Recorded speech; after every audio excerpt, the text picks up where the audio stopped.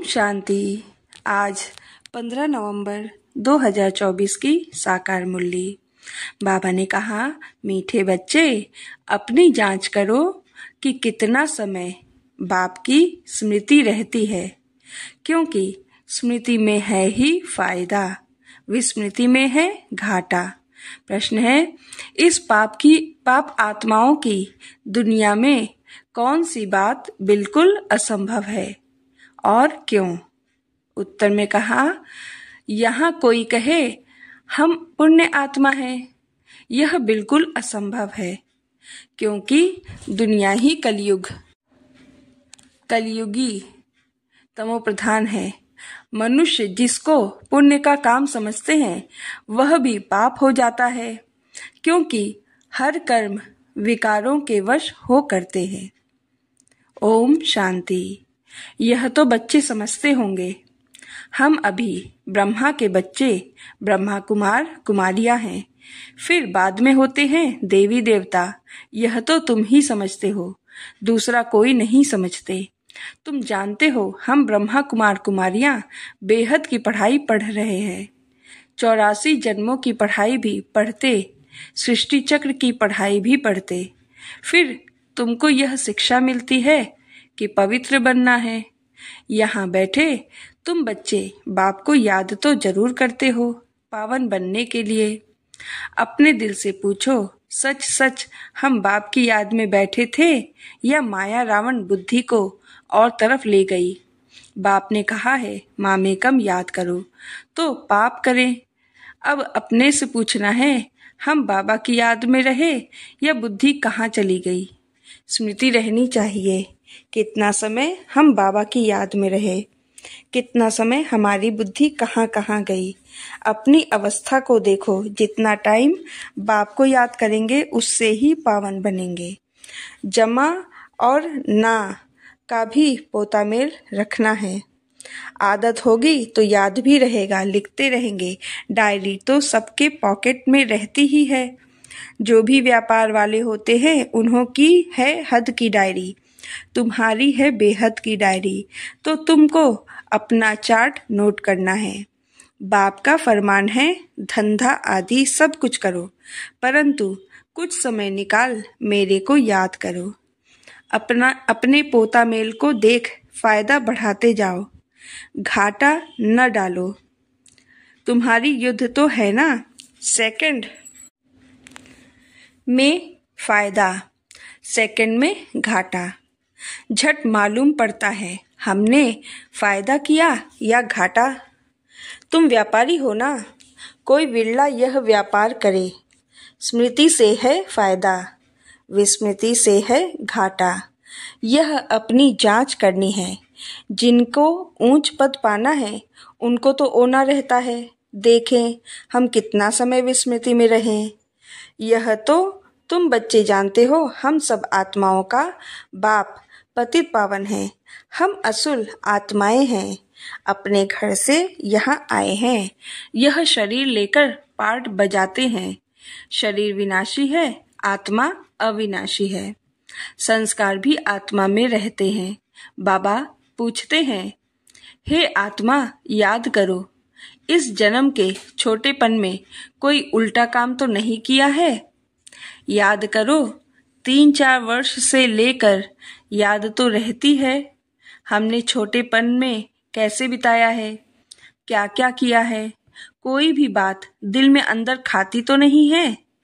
याद करो, सतयुग में पाप कर्म होते ही नहीं तो पूछने की भी बात नहीं रहती। यहाँ तो पाप होते ही हैं। मनुष्य जिसको पुण्य का काम समझते हैं वह भी पाप ही है। यह है ही पाप आत्माओं की दुनिया। तुम्हारी लेन देन भी है पाप आत्माओं से। पुण्य आत्मा यहाँ है ही नहीं।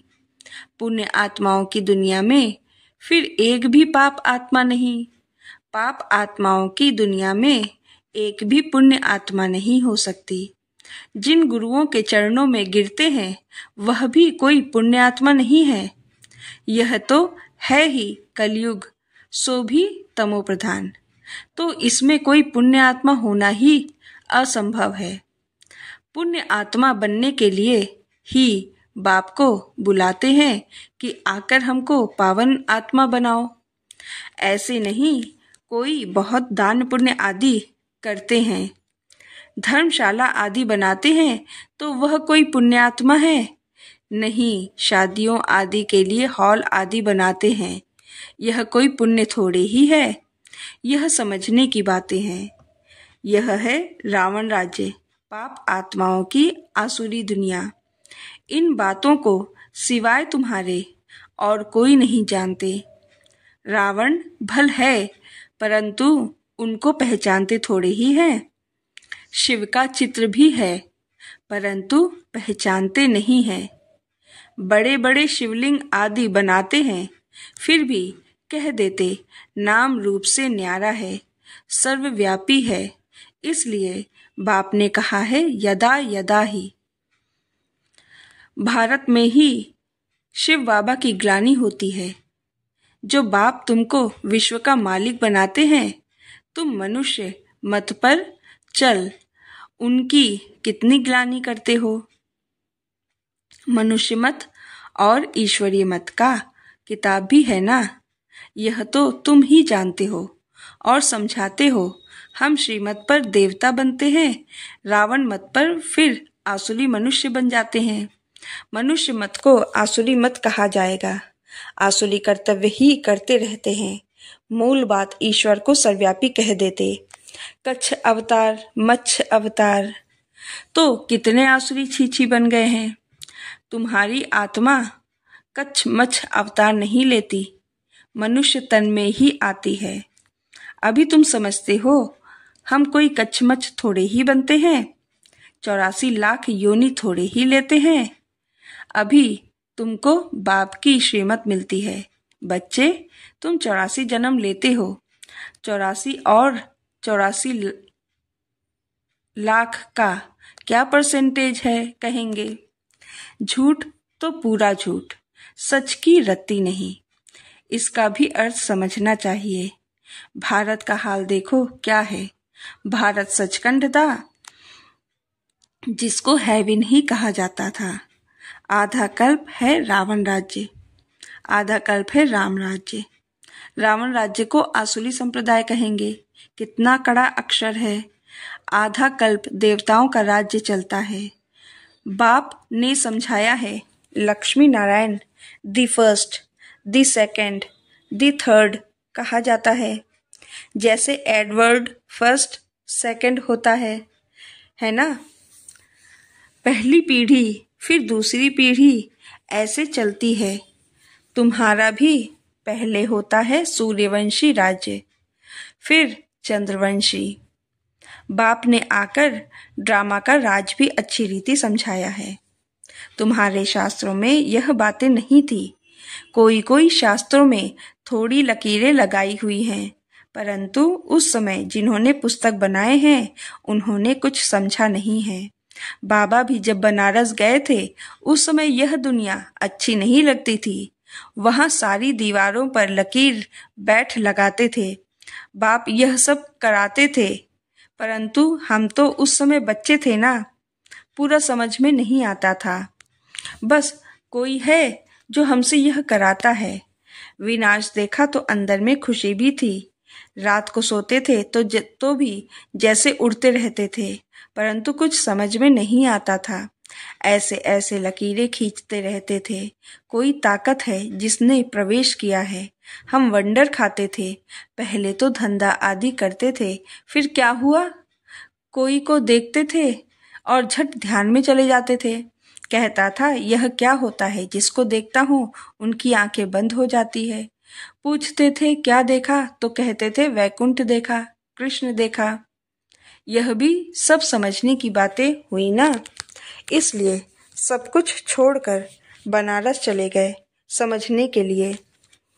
सारा दिन बैठा रहता था, पेंसिल और दीवार, और कोई धंधा ही नहीं। बेबी थे ना, तो ऐसे ऐसे जब देखा तो समझा अब यह कुछ करना नहीं है, धंधा आदि छोड़ना पड़ेगा। खुशी थी, यह गदाई छोड़नी है। रावण राज्य है ना, रावण पर गधे का शेष दिखाते हैं ना, तो ख्याल हुआ यह राजाई नहीं गदाई है। गधा घड़ी घड़ी मिट्टी में लथेड़ कर धोबी के कपड़े सब खराब कर देता है। बाप भी कहते हैं तुम क्या थे, अब तुम्हारी क्या अवस्था हो गई है।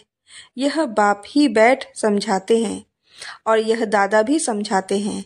दोनों का चलता रहता है।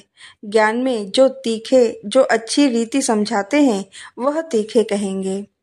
नंबरवार तो है ना, तुम बच्चे भी समझाते हो यह राजधानी स्थापन हो रही है। जरूर नंबरवार पद पाएंगे। आत्मा ही अपना पाठ कल्प कल्प बजाती है। सब एक समान ज्ञान नहीं उठाएंगे। यह स्थापना ही वंडरफुल है। दूसरे कोई स्थापना का ज्ञान थोड़े ही देते हैं। समझो सिख धर्म की स्थापना हुई, शुद्ध आत्मा ने प्रवेश किया, कुछ समय के बाद सिख धर्म की स्थापना हुई।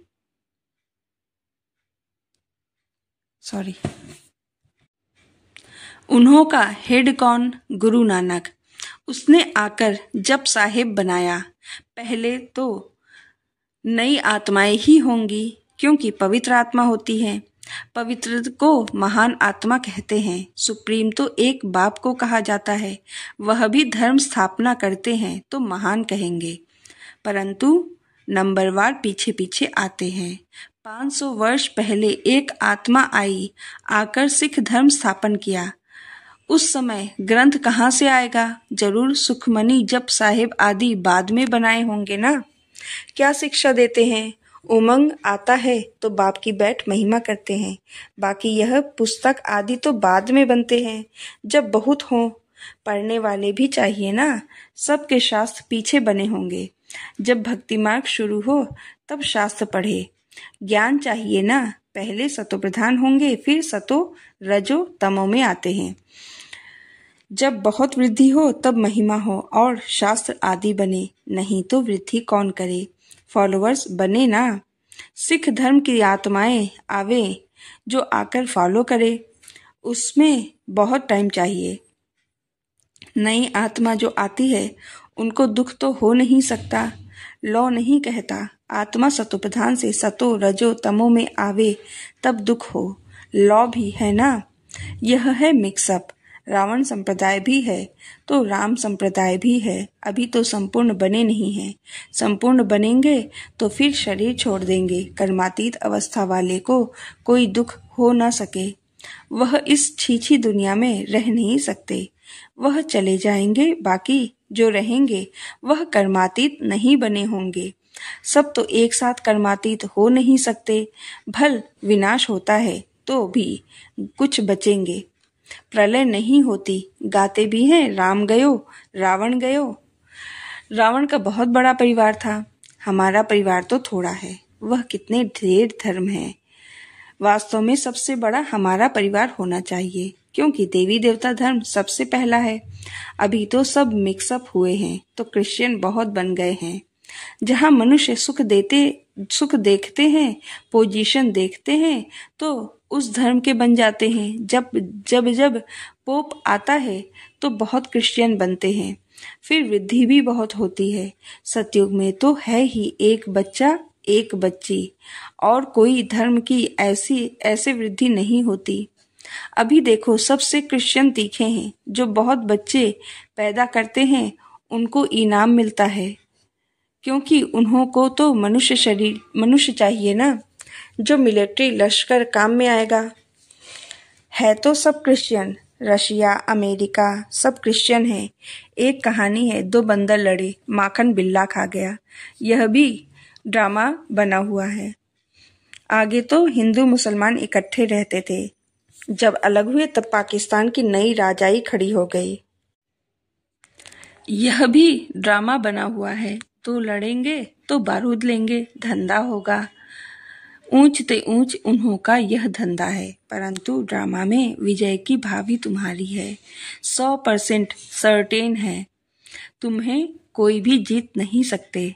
बाकी सब खत्म हो जाएंगे। तुम जानते हो नई दुनिया में हमारा राज्य होगा, जिसके लिए ही तुम पढ़ते हो, लायक बनते हो। तुम लायक थे, अब न लायक बन पड़े हो, फिर लायक बनना है। गाते भी हैं पतित पावन आओ, परंतु अर्थ थोड़े ही समझते हैं। यह है ही सारा जंगल। अब बाप आए हैं, आकर कांटों के जंगल को गार्डन ऑफ फ्लावर बनाते हैं। वह है डीटी वर्ल्ड, यह है डेविल वर्ल्ड। सारी मनुष्य सृष्टि का राज समझाया है।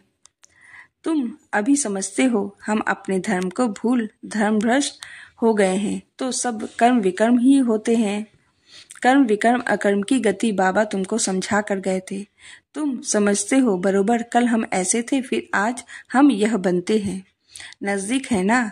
बाबा कहते हैं कल तुमको देवता बनाया था, राज्य भाग्य दिया था, फिर सब कहाँ किया। तुमको स्मृति आई है भक्ति मार्ग में हमने कितना धन गंवाया है। कल की बात है ना। बाप तो आकर हथेली पर बहिष्ठ देते हैं। यह ज्ञान बुद्धि में रहना चाहिए। बाबा ने यह भी समझाया है, यह आंखें कितना धोखा देती हैं। क्रिमिनल आई को ज्ञान से सिविल बनाना है। अच्छा, मीठे मीठे सिक्की लधे बच्चों प्रति माता पिता बाप दादा का याद प्यार और गुड मॉर्निंग। रूहानी बाप की रूहानी बच्चों को नमस्ते। हम रूहानी बच्चों की रूहानी बाप दादा को याद प्यार गुड मॉर्निंग, नमस्ते नमस्ते नमस्ते। शुक्रिया बाबा। धारणा के लिए मुख्य सार। 1, अपनी बेहद की डायरी में चार्ट नोट करना है कि हमने याद में रहकर कितना फायदा बढ़ाया, घाटा तो नहीं पड़ा। याद के समय बुद्धि कहाँ कहाँ गई। 2 नंबर, इस जन्म में छोटेपन से हमसे कौन कौन से उल्टे कर्म अथवा पाप हुए हैं वह नोट करना है। जिस बात में दिल खाती है उसे बाप को सुनाकर हल्का हो जाना है। अब कोई भी पाप का काम नहीं करना है। बाबा ने वरदान दिया, कर्म बंधन को सेवा के बंधन में परिवर्तन कर सर्व से न्यारे और परमात्म प्यारे भव। परमात्म प्यार ब्राह्मण जीवन का आधार है, लेकिन वह तब मिलेगा जब न्यारे बनेंगे। अगर प्रवृत्ति में रहते हो तो सेवा के लिए रहते हो। कभी भी यह नहीं समझो कि हिसाब किताब है, कर्म बंधन है, लेकिन सेवा है।